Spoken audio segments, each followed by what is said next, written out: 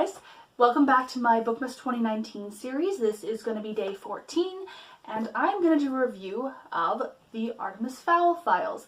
I finished reading this a couple of days ago, even though I started it like 6 months ago.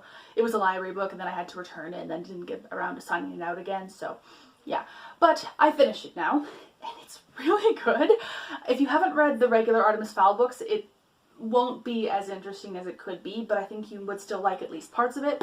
The reason why I say parts of it is because the middle area of this book has a lot of non-plot related stuff that I personally love, but it's things like stats regarding different fairy species or an interview with different characters, which might be fun, but would definitely be more fun if you were familiar with the characters already.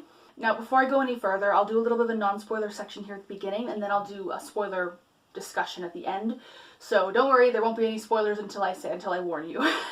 Now, this book is not a novel, it is a collection. It has one novella short story. I'm going to go with novella because it technically has chapters, followed by a number of the kind of extra little things that I was mentioning, followed by another novella. They both take place in the Artemis Fowl universe, but they take place at different times and focus mostly on different characters, although there is some overlap. I thought both stories were well written and interesting. They did help to expand on the universe of Artemis Fowl, although the second one does kind of change how I view a lot of the books a little bit. Not hugely, but just a little bit, so I'm going to have to see how that affects my reading of the other books. I think it will probably be a positive change, but we'll see how it goes. And actually, this book has a couple of my new favorite moments in the series, which I will talk about when we get to the spoiler section. There's also some really, really fun stuff in here. There's a section in the middle here that is written in the fairy dialect. Don't worry, I don't think there was anything there that would be a spoiler. It also has spotter's guides for the different fairy types. It has an interview with Artemis Fowl and an interview with the author, different things like that. And it has some really fun tidbits in here that do not pop up in the books, or if they do, they're like glanced at and then forgotten. So this is really fun if you're wanting to just learn more about this universe, or even just have a fun read. I like it. Eoin Colfer is a great writer. The first novella in this book is called Leprechaun, capital L-E-P, Recon, and it takes place when she is still in training to become an official member of the LEP Recon division, or Leprechaun, as it's usually just called. It's really interesting seeing Holly and how her relationship with her commanding officer is so different at this point in her life. And also, it's fun seeing more of Trouble Kelp, who we don't see as much of in the books as the other characters, and he's a fun character, so yeah. Also, the plot line of this first novella is actually mentioned in one of the Artemis Fowl books, but we're told very little about it, so it's kind of cool to see that get fleshed out a bit more. And the second story in this is called The Seventh Dwarf. The Seventh Dwarf focuses in on Mulch Diggums, who is of course a dwarf, and just a side note, dwarves in the Artemis Fowl series are the most unique version of dwarves I've ever seen in anything. I can't really even describe what it is. It's just, Eoin Colfer has some really interesting abilities that he gives dwarves that don't really pop up anywhere else. And it is those gifts specifically that Mulch is using in this story. Now Mulch, he's the protagonist to start with, and he more or less maintains this position throughout, but he kind of shares the spotlight a little bit more with the other characters than Holly did with the other characters in her story. So yeah, but either way, I really like both of them. I actually like the Seventh Dwarf a bit better, because despite the fact that I don't like Mulch quite as much as the others, that novella has some of my new favorite moments in the entire series. There's one in the Leprechaun one as well, but there's like a couple more in the Seventh Dwarf story. Now we're going to be moving into the spoiler section, so if you don't want any spoilers for this book, then I will bid you adieu for the time being, and thank you for watching. Now in Leprechaun, the first story with Holly, she is basically in her final testing phase to become an official Recon member. And this is a big deal because she's the first woman to ever be involved in Recon. The test involves going to an island with her potential commanding officer, Julius Root, and one of his subordinates, Trouble Kelp, and they are going to test her. And basically the test involves shooting Julius Root before he shoots you, or last for a certain amount of time without getting caught. And just to be clear, they're using paintballs here, not actual guns. But things go awry when Julius Root's evil brother gets involved and tries to take over and, yeah, get his revenge, basically. Now, Holly spends this story being captured and freed and captured and freed, and Julius Root does the same thing, and so does Trouble Kelp even.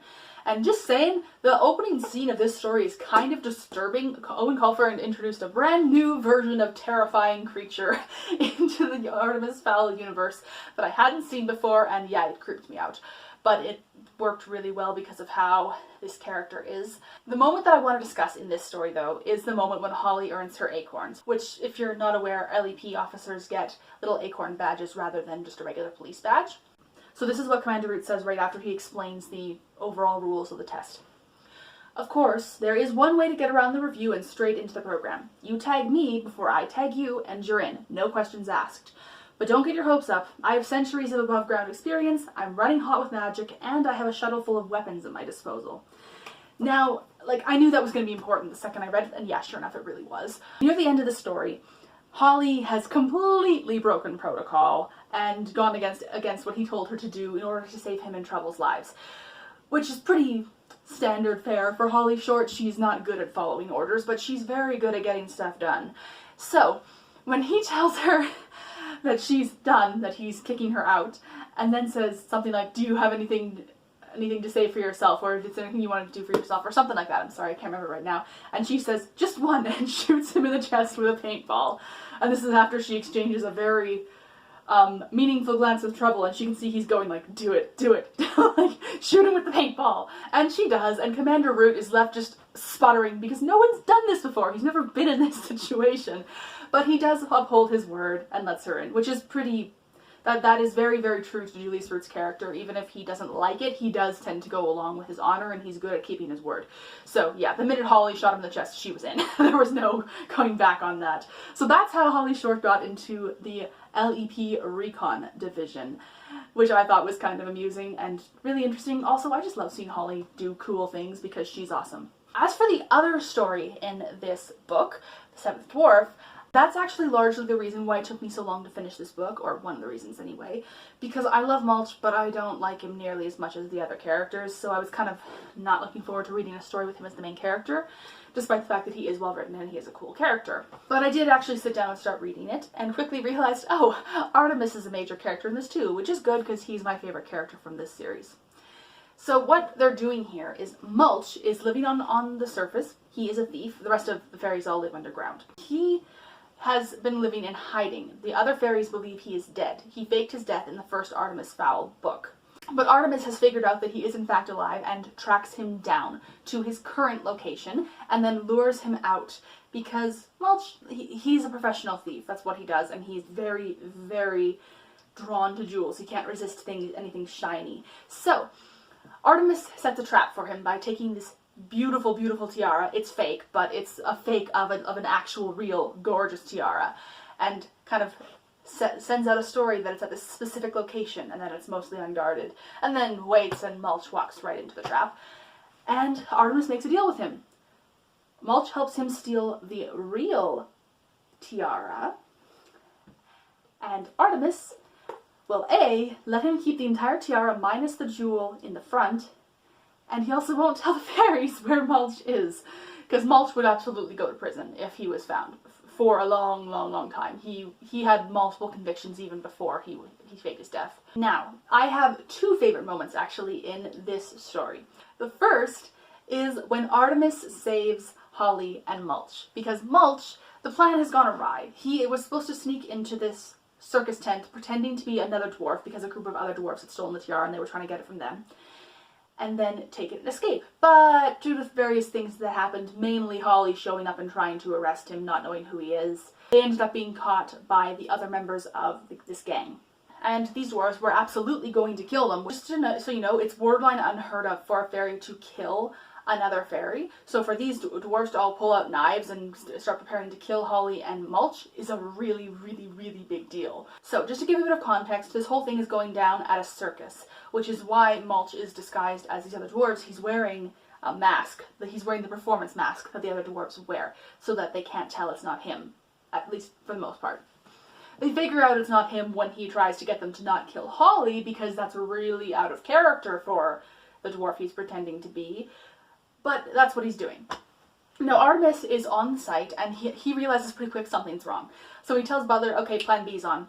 It turns out, plan B is Artemis marching into the tent where they all are with absolute confidence and vibrato, and to tell them in a German accent that he is working for a particular jewel fence who is in the audience of the circus that they asked to come here. And will you please all stop basically what you're doing?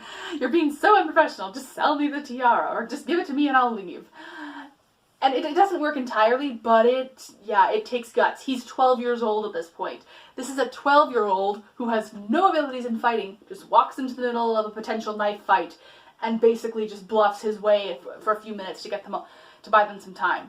And it's awesome, especially since Holly really did not want to see Artemis here. The other favorite moment I have in this story is right at the very end. As I said before, Artemis' stipulation is that he gets the diamond, Mulch gets the tiara. Now, why would he let Mulch keep the tiara and only want the diamond? His excuse, or jewel, I don't know if it's an actual, I don't think it's a diamond, it's jewel. Now, the excuse he gives Mulch is, I need this particular gem because it has a very particular shade that I need for a laser I'm building. Which honestly, for Artemis, kind of makes sense. I can see him building a laser that requires a very specific shade of gemstone. But that's not what he's doing. And we know this because later on in the story, when Mulch brings it up, Artemis just kind of awkwardly like, oh, yeah, the laser, yeah, that thing. And then at the very end, we find out what he's actually doing. So, his mother, Angeline, she's mentally sound now. She wasn't in the first book, but she is now due to a fairy miracle. But she's very, very sad and depressed because his father has been missing for, I think it's about a year at this point, and it's his birthday.